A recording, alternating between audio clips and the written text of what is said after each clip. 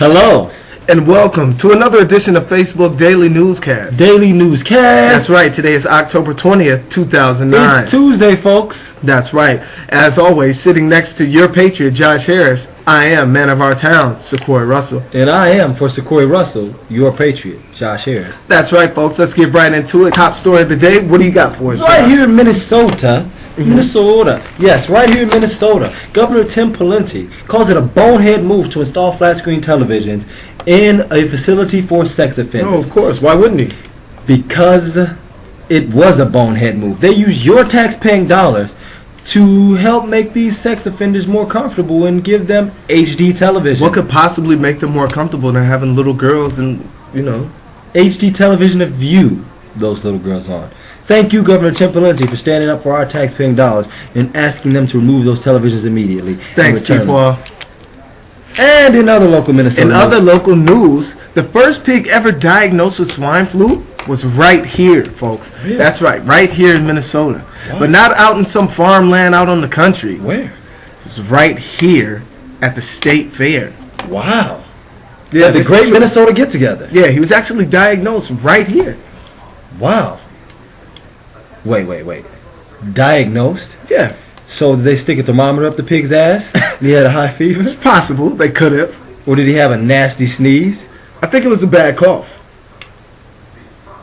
That led them to believe that he may have, That, folks, is exactly why I don't eat pork. Been sick. That's right. You don't eat pork. No. Don't. It's too bad. Some people do, and some people find it very delish.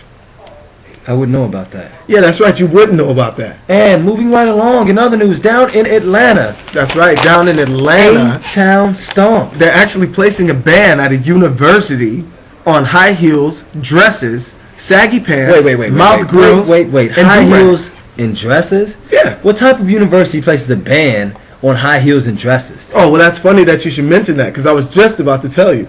Actually, it's an all-male university. That's right, an all-boys school. Morehouse University has now placed a ban on dresses, high heels. Wait, let me understand this. It's an all-boys school, an all-boys university. Exactly. So those guys down there in Atlanta at Morehouse can't wear high heels and dresses anymore. No longer. Completely banned, completely Why were they wearing them in the first place? It's one of those things that makes you say, And in other news, moving right along, mothers drunk driving, it's a terrible look, but guess what? The percentage has now gone up 18% since 2004 on drunken mothers driving, getting DUIs. So I suggest if you're a mother and you're going to drink and drive, at least keep your children alive. Leave them behind. That's true. They've also been taking their children on rides with them. These little joy rides full of alcohol, vodka, Jose Cuervo, Dos Equis. Stay thirsty. Not a good idea. No, don't take your kids along. Sad, but true. And in other news, that's right, the other day, I was reading an article. This article was entitled, "Should We Forgive Michael Vick?" Should we forgive Michael Vick? I don't know about you, but Michael Vick, he did some terrible things to those puppies, to those dogs. He tortured, maimed them. There's no doubt about that. Fought them. However, Roman Polanski anally rapes a 13-year-old girl in 1977, pleads guilty, flees the country, never to return, and we stand up for his defense. Why? Because he made a mistake? That's a bit more than a mistake, folks. That definitely is. Anal rape is not a mistake. Yeah, you don't want to be anally raped. It's like one of the worst things ever. Yeah. So, should we forgive Michael Vick? Who cares? There's bigger things to look at. Let's look at the big picture here, folks. Swine flu, H1N1. Oh, yes, H1N1. Let's look at that. That's the big picture. With this whole pandemic and epidemic of H1N1 and swine flu, which apparently didn't really come from pigs since they just diagnosed the first pig. But anyway, we got some tips for you, how you can stay healthy and stay alive. That's right.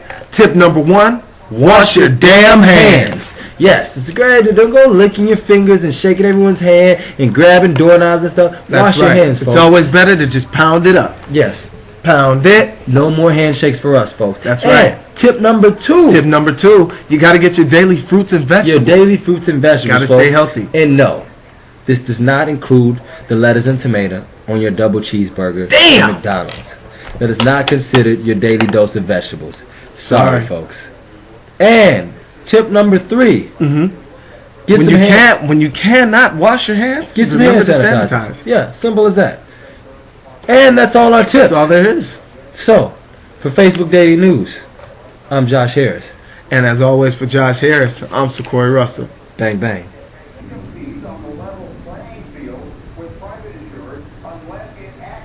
Whoa, what would you do if I sang out of tune?